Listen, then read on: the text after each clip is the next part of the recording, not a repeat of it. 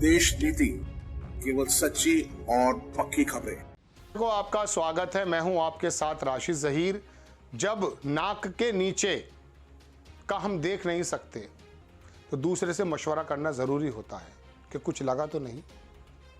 कूटनीति, विदेश मंत्रालय की तरफ से और भारत की छवि दुनिया के प्लेटफॉर्म पे किस प्रकार की बन रही है, ये आपको यहाँ का मीडिया तो कुछ और दिखाता है, लेकिन अंतर्राष्ट्रीय जगत पर हमारी पोजीशन क्या है, ये बात बताने में जा रहा हूँ। भारत को एक ऐसे देश के सामने डिफीट का सामना करने पड़ा जहाँ पर रोटियों के लाले हैं, पाकिस्तान, जिसके बारे में दिन भर आपको ये बताता रहता गोदी मीडिया कि वहाँ आटा ख़त्म हो गया, वहाँ तेल ख़त्म हो गया, वहाँ पानी ख़त्म हो गया, अब बहुत जल्दी वो भूखे मरने वाले हैं। वो इतनी ज़्यादा परवाह पाकिस्तान की करता है गोदी मीडिया, अगर भारत की करने लगे, अपने गिरेबान में झांकने लगे तो पता चल जाए। खबर क्या है? खबर यह है कि संयुक्त राष्ट्र के मंच पर पाकिस्तान ने भारत को हराया, बम्पर वोटों से मिली जीत, जाने क्यों हो रही है आलोचना।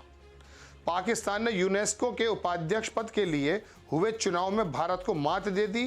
पाकिस्तान को 38 वोट मिले, वहीं भारत को 18 वोट ही मिल सके। पाकिस्तान को यह जीत तब मिली तब उसके यहाँ यूनेस्को के विरासत स्थल सुरक्षित नहीं है, हिंदू मंदिरों पर हमला हो रहा है। बिल्कुल सही बात है, लेकिन यहाँ पर मज़ारों की और मस्जिदों की भी बड़ी लंबी फहरिस्त है। ये गोदी मीडिया के जो अखबार बताते हैं, बात चल ये रही है कि पाकिस्तान कूटनीतिक एतबार से इतना ज़्यादा परफॉर्मेंस कैसे करने में कामयाब हो गया कि टोटल 58 या 57 देशों में 38 देशों ने उसका समर्थन कर दिया। वजह उसकी है ना, वजह उसकी ये है कि आपको बताया कुछ और जा रहा है और हो कुछ और रहा है। नेपाल आपसे नाराज़, यानी कि हमसे नाराज़। श्रीलंका हमसे नाराज़, हमारे पड़ोसियों से भी ताल्लुकात बहुत बेहतर नहीं है। यूरोप के अंदर किस प्रकार से हमारी पोजीशन है आप जानते हैं।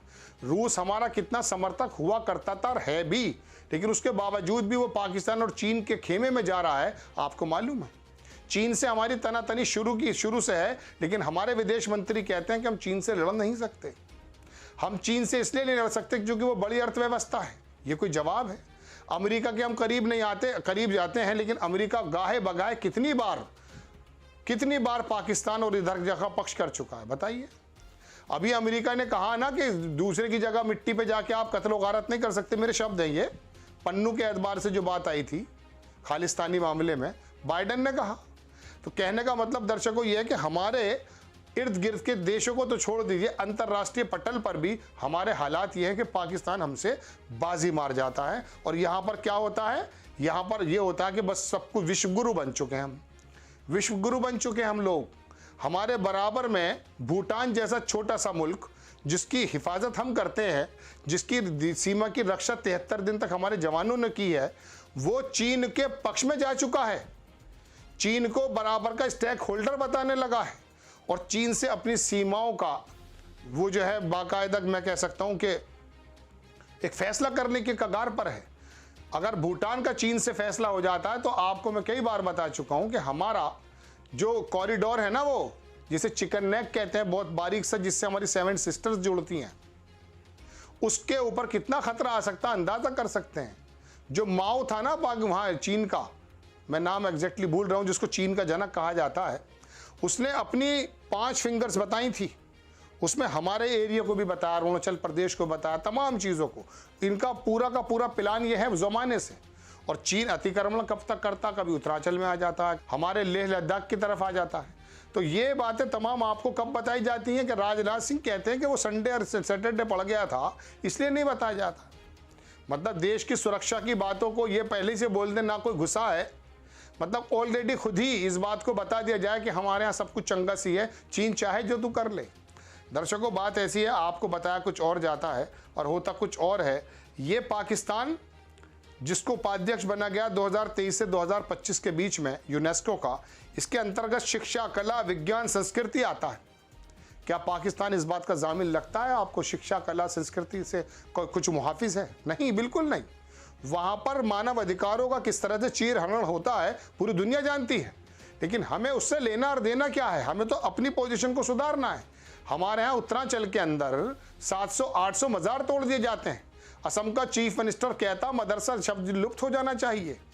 ऐसे ऐसे शब्द इनके नेता निकालते हैं जो हमारी संस्कृति, हमारी शिक्षा, हमारी कला इसके बिल्कुल करीब नहीं है। इनका प्रोनाउंसिएशन भी इतना जहालाना वाला है, इतनी जहालत से भरा है कि यही नहीं पता चलता ये हिंदी बोल रहा है, असम बोल रहा है, इंग्लिश बोल रहा है, उर्दू बोल रहा है, वो बंदा बोल रहा है। कहने का मतलब दर्शकों ये कि ऐसे लोग आकर बताते हैं कि साहब मदरसे का शब्द इस्तेमाल हो जाना चाहिए, खत्म हो जाना चाहिए। मदरसे का मतलब मुदर्रिस का मतलब पढ़ाने वाला। यूनिवर्सिटी स्कूल को कहते हैं, आप यूनिवर्सिटी बंद करना चाहते हैं। हाँ, ये कहिए कि उन मदरसों में जहाँ पर इनका कहना यह है कि बाकायदा ऐसी तालीम दी जा रही है, लेकिन हमें इतना तो बताइए ना कि मदरसे निकलने वाले लड़कों ने बमबारी कब कर दी है देश के अंदर, बताइए। आप प्रज्ञा ठाकुर से सवाल करते हैं, आप वहाँ पर जाइए औरंगाबाद में जेल के अंदर जो खुलासे हो रहे हैं कि आरएसएस के नेता बमबारी में शामिल हैं, उसके बारे में आप बात करते हैं। आप बताइए भारत के कौन से मदरसे के अंदर कौन सा बड़ा आतंकवादी निकल करके बम फोड़ बैठा है, बताइए। कोई है मिसाल आपके पास? नहीं होगी।